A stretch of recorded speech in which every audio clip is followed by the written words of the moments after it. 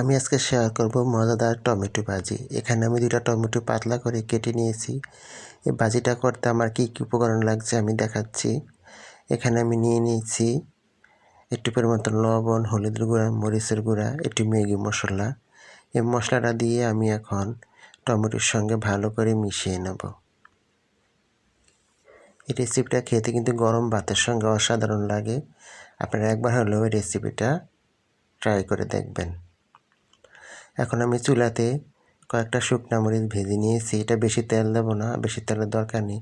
আর এই শুকনা মরিচ দিয়ে গরম ভাতের সঙ্গে খেতে অসাধারণ লাগে। এই মরিচ ভাজার তেলে আমি একটা করে টমেটোর টুকরা দিয়ে দিয়েছি সবগুলা। এটা বেশি তেল লাগবে না। এই রেসিপিটা গরম ভাতের সঙ্গে খেতে শুকনা মরিচ দিয়ে অসাধারণ লাগে। এই রেসিপিটা আপনারা একবার হলেও ট্রাই করে দেখবেন। আমি একটা একটা করে উল্টে দিচ্ছি। তো ফাইনালি আমার টমেটো ভাজিটা হয়ে গেছে। এভাবে আপনারা একবার হলো টমেটো ভাজিটা ট্রাই করে গরম ভাতের সঙ্গে খেয়ে দেখবেন। আমার ভিডিও দেখার জন্য সবাইকে অসংখ্য ধন্যবাদ।